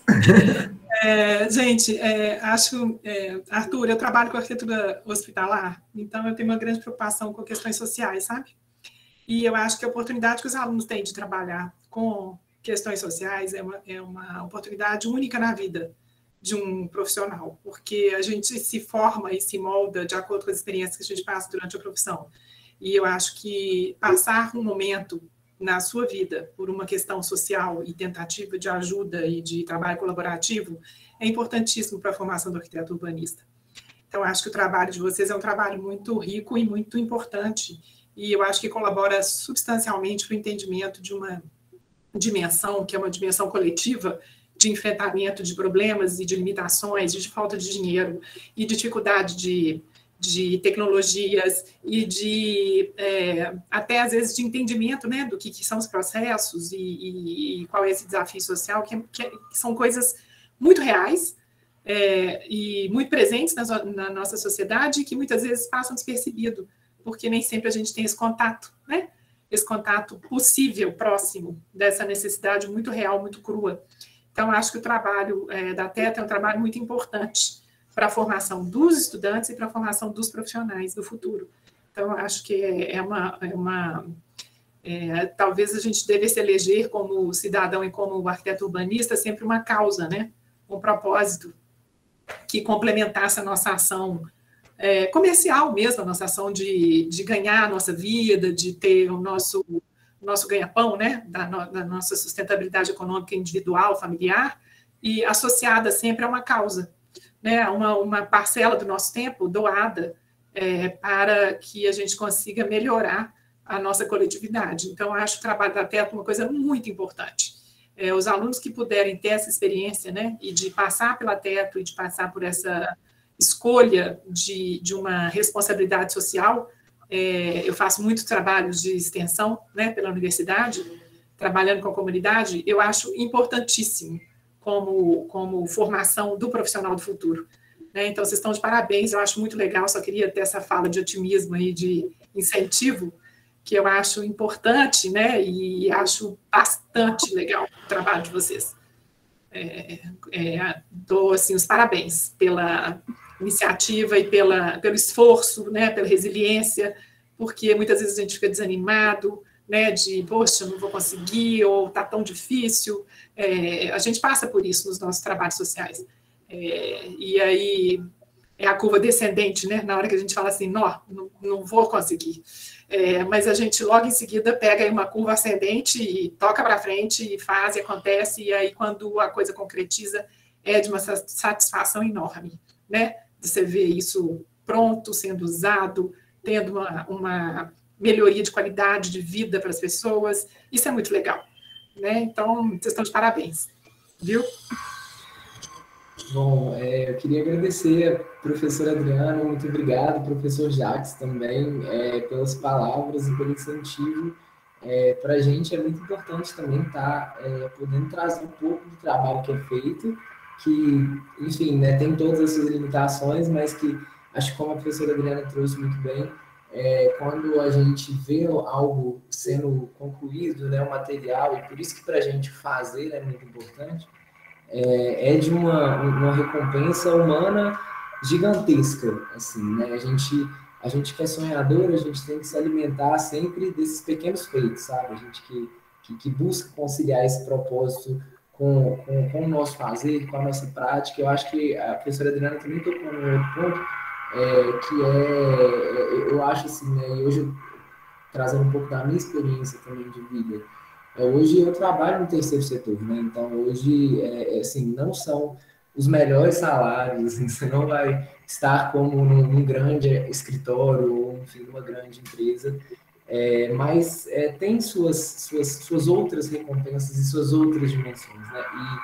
E, enfim, como a professora também trouxe, a gente tem que entender que nesse mundo que a gente vive, a gente precisa ganhar nossa vida de alguma forma. Então, a gente vai precisar buscar o nosso ganha-pão ali, né?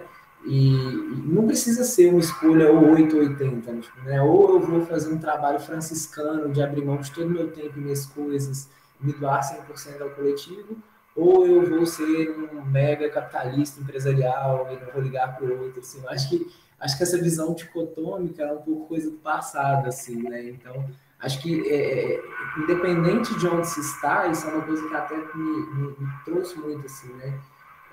Independente de onde se está, é possível se estabelecer mudanças, se tensionar limites, né? Se buscar fazer a diferença ali, assim. Então, é mais possível do que parece, assim, né? Eu acho que buscar conciliar esse propósito com fazer para o coletivo, enfim, não é fácil, tem suas limitações, principalmente econômicas, financeiras, mas que traz também outros tipos de recompensa.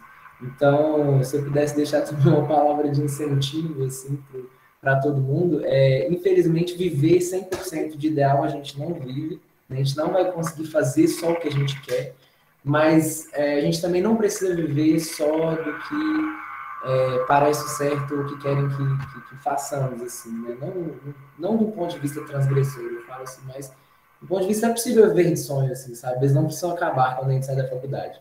A gente só precisa ser bem atento, bastante atento e se planejar para isso também. Com certeza, Arthur. A questão não é ser grande ou pequeno, a questão é a densidade, né? Com que se faz Exatamente. As coisas. É a profundidade com que se faz as coisas, né? É o compromisso com que se faz as coisas. Eu acho que isso aqui é legal. Não importa se é grande ou pequeno. O que importa é o seu comprometimento com as coisas, né? A coisa pode ser minúscula. Se ela representar uma grande repercussão na vida das pessoas, ela não tem problema. Seu escritório pode ser você. Se você trabalhar com responsabilidade, com densidade, com comprometimento, é isso aí que a gente está formando pessoas, é para isso mesmo, né? Essa questão do sonho empresarial das grandes empresas, elas têm coisas boas, pode ser que sim, mas elas também têm muitas coisas ruins. A gente tem que pensar sempre nos dois lados, né? E o terceiro setor é maravilhoso, né? Eu acredito muito no terceiro setor. E acredito, assim, numa expansão do terceiro setor, que é quem vai conseguir nos tirar da lama, sabe?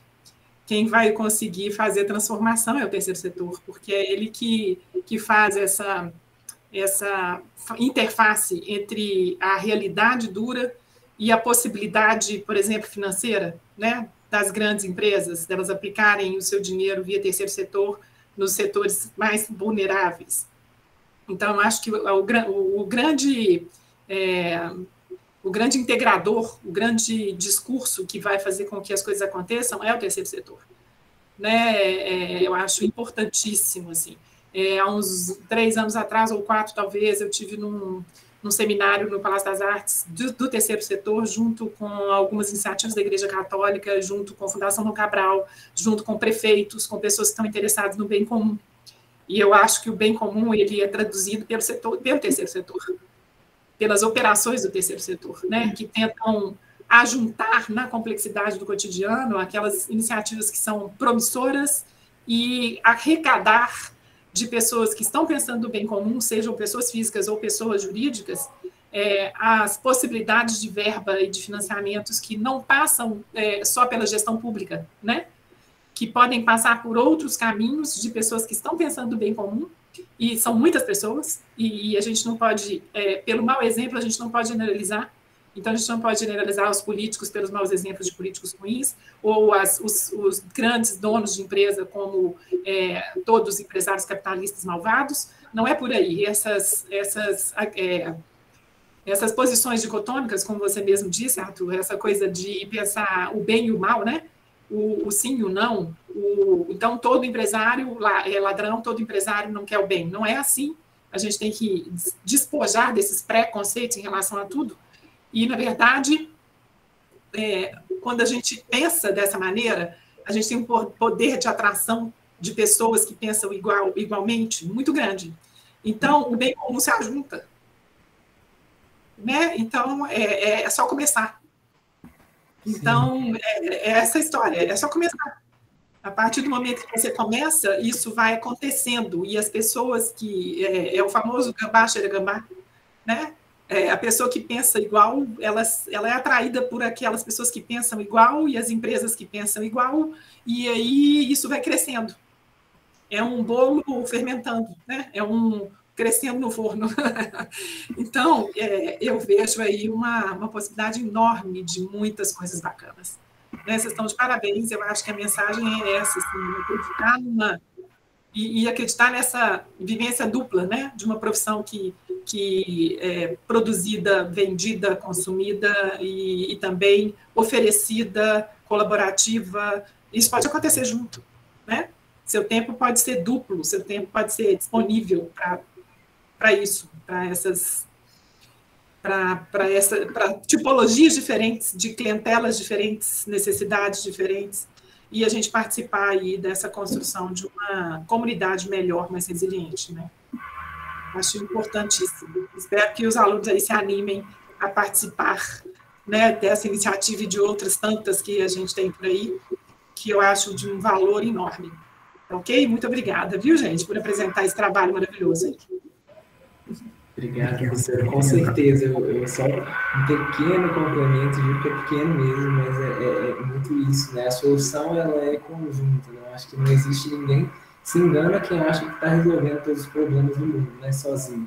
Então, você vai precisar, nessa confluência de atores, de ter alguém na empresa que pense, né? Que traga essas mudanças, que disponibilize essa visão coletiva. Você vai ter que ter pessoas ocupando a gestão pública, você vai ter que ter pessoas no terceiro setor, você vai ter que ter, enfim, assim, né, não é só uma pessoa que vai transformar o mundo. Eu acho que é um trabalho de formiguinha de ocupar esses espaços mesmo, né? Mas que, enfim, é interessante para a gente estar falando para alunos universitários que são pessoas que no futuro a gente vão ocupar espaços de liderança, né? Naturalmente, assim, né? A gente sabe que a nossa sociedade se organiza dessa forma, né? Então, enfim, sem entrar nos méritos sobre isso, mas a gente sabe que aqui nós temos alunos que vão estar ali, lá na frente em instâncias decisórias na sociedade, seja em empresas, seja em governos, seja no terceiro setor, e por isso que é importante para a gente estar falando nesse espaço, sabe? Plantando essas sementinhas. Mas, mais uma vez, obrigado pelo espaço, né? Eu que tenho a agradecer, na verdade. Ok. Eu queria fazer uma pergunta, mas antes, nós temos aqui uma pergunta da Luísa, né? Todo mundo aqui, né, de alguma forma também parabenizando vocês dois. O voluntariado pontual da casa de família tem um número mínimo de pessoas por grupo? Oi, Luísa, acho que Luísa está ainda, né? Então, a gente teve a gente trabalhava com 10 pessoas por equipe, e a gente teve uma pequena mudança durante a pandemia, por questões sanitárias, e isso a gente tá já vendo as viabilidades de voltar a ter 10 pessoas participando no dia da construção, né? Mas a equipe de arrecadação e a equipe de apoio, ela não tem limite, assim, né? Então, a gente tem as atividades que a Bárbara ilustrou muito bem, e a gente, por causa da pandemia, restringiu a participação nas atividades, mas a sua equipe pode ter quantas pessoas você achar necessário. A gente só tem colocado esse limite de participantes no território, porque, enfim, as pessoas ainda não tinham se vacinado, né? A gente voltou a construir esse ano e a gente precisava ter esses mínimos aí de biossegurança, mas que a gente está já vendo possibilidade de ter mais pessoas por mutirão, né? E aí a gente tem eventos também de tira dúvida, se vocês entrarem no link que acho que a Luísa já até acessou, mas a gente vai ter eventos para conversar especificamente sobre o evento. Convido vocês a participarem também, se quiserem saber mais, a gente pode discutir essas questões lá também. Tá? E se quiserem mandar uma mensagem depois também, estou disponível para isso. Viu? Ô Luísa, só para você ter uma noção, assim, igual lá no dia quando a gente começou o grupo para arrecadação, eram 10 pessoas por casa. Mas no dia da construção, da pintura e da logística, foram 5 de cada casa. Porque não foi uma casa construída, né? No caso da ação desse ano, foram 6 casas ao mesmo tempo. Então, se fossem os 10, aí seria gente demais por conta dessas questões de pandemia. Então, aí foram 5 pessoas de cada casa, que eram os participantes, né? Os voluntários, mais um pessoal da parte da logística, dessa parte toda que, tipo, fornecer alimento e tudo mais, né? Então, tem outras coisas que englobam além de quem está necessariamente construindo. Entendi. Obrigada, Bárbara e Arthur. É porque, então, primeiro a gente se inscreve para arrecadação e aí depois o grupo pode ser dividido para a construção de fato em si. Isso. Entendi. Obrigada. Ótimo. Obrigada, Luísa. Bem, eu queria fazer um questionamento relacionado à temática do SEMAC, né, este ano que levanta aí a bandeira, né, do feminino, da mulher, e a gente sabe o quanto que é difícil, né, dentro do contexto feminino, viver a cidade, né? Outro dia eu estava ouvindo uma fala de uma arquiteta dizendo que a mulher vive muito mais a cidade do que o homem, né? Ela não sai de casa para o trabalho, ela sai de casa para o trabalho, passa no supermercado, vai levar as crianças na escola, então ela está mais sujeita a problemas relacionados à mobilidade, né, transporte, violência. E daí eu quero trazer o contexto, né, para Teto, no sentido de qual que é a maior demanda, né? Quem vocês mais atendem dentro dessa questão de gênero? E em relação à equipe, né? Se vocês têm dados relativos, né, sobre a participação feminina na Teto, no âmbito em Minas, né? E de que maneira que vocês observam isso, né? Essa problemática, né? De que da falta de equidade, da dificuldade, a gente sabe que boa parte, né, das mulheres constituem aí o arrimo de família, né? Então, quanto que é importante a melhoria da qualidade de vida das mulheres, que, de alguma forma, são muito representativas nessas comunidades que vocês atendem. Então, gostaria que vocês falassem um pouquinho sobre isso.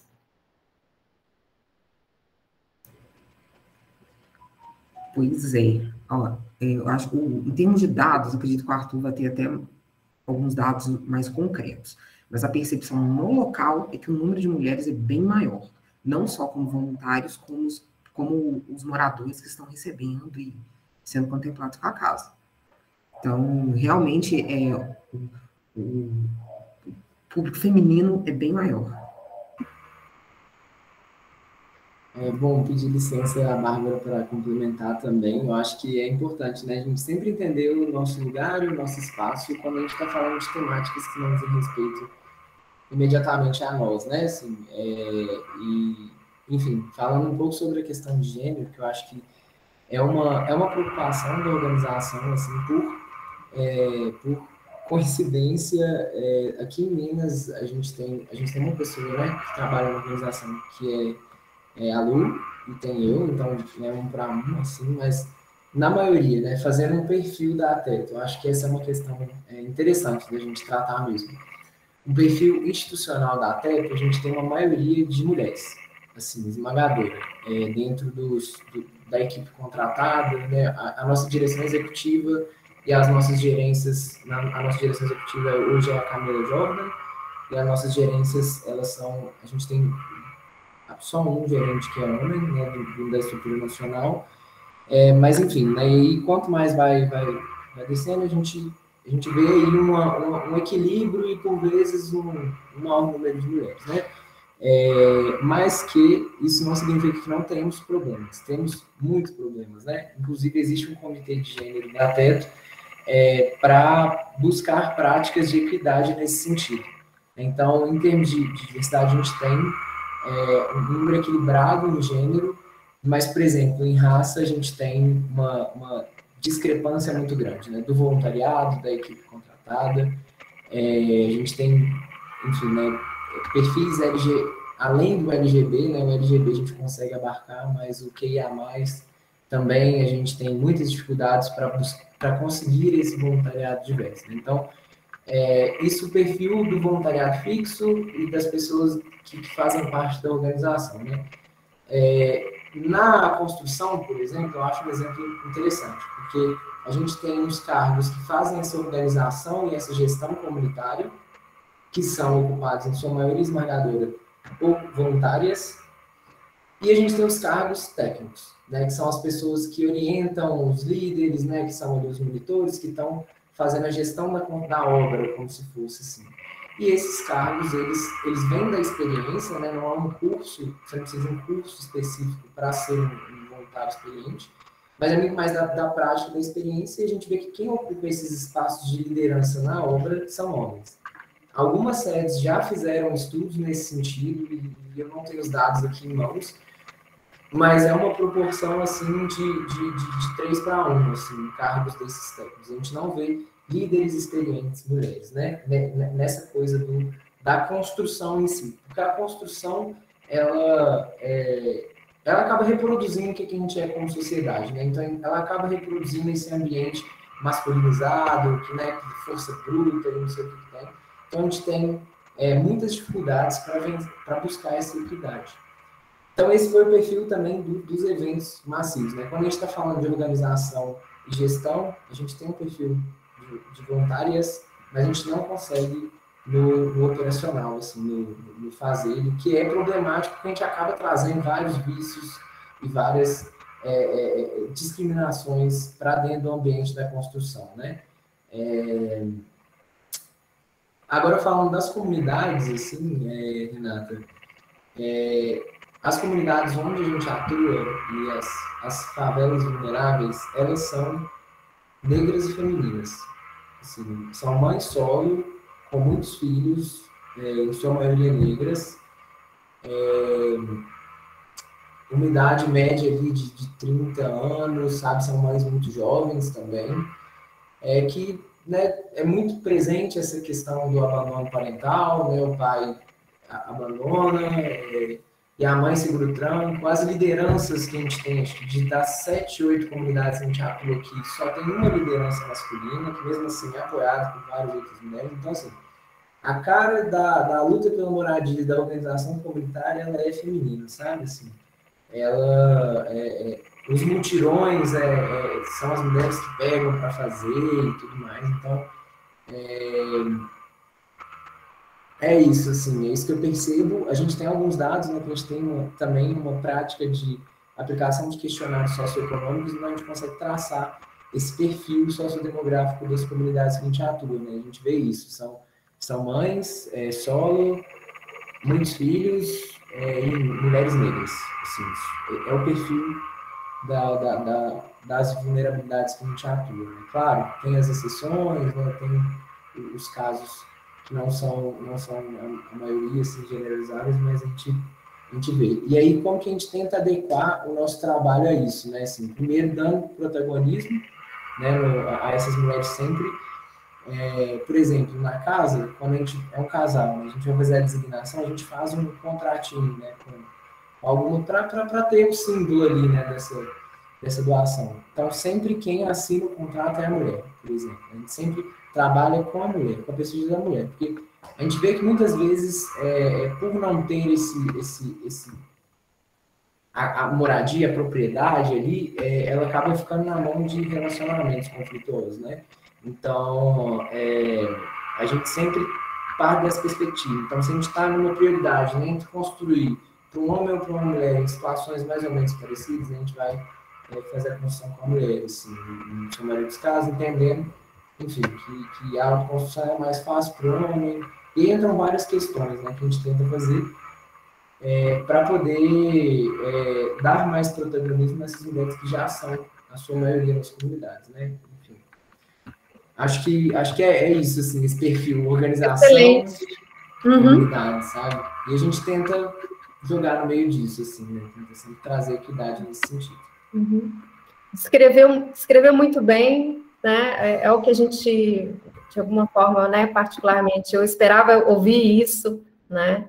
E é um caminho, né, para se seguir, para a gente poder mudar e trazer, né, a melhora da qualidade de vida, e a Teto está de parabéns por fazer parte disso, né? É tão bom a gente ter exemplos positivos, né, diante desse contexto que a gente está vivendo, né? Então, o terceiro setor, como a professora Adriana viu, falou, é realmente o caminho. Pessoal, mais alguma dúvida? Algum comentário? Então, eu vou dar... Vou parabenizar mais uma vez pelo brilhante trabalho e pela brilhante palestra. Muito gostado. Obrigada, Jacques. Ok. Gente, muito obrigada, né? Professora Leila também. Parabéns pela palestra, pessoal. Amei. Não seria diferente, não esperaria outra coisa. Grande abraço. Ok. Pessoal, muito obrigada. Coloco à disposição para divulgação, viu, Arthur, nas minhas aulas, e a gente vai fazendo um contato, e a gente vai fazendo um link aí entre os alunos e a Teto. Bárbara, muito obrigada. Arthur. Eu que agradeço. Tá? Obrigada a presença de todos e uma excelente quarta. Obrigado. Obrigado, Arthur, pessoal. obrigado. Obrigado, Bárbara. Até a gente mantendo contato. Então, foi um prazer estar aí com todo mundo, viu, gente? Ok. Tchau, tchau. Tchau. Obrigada, gente. Um abraço. Parabéns. Vou interromper aqui a gravação.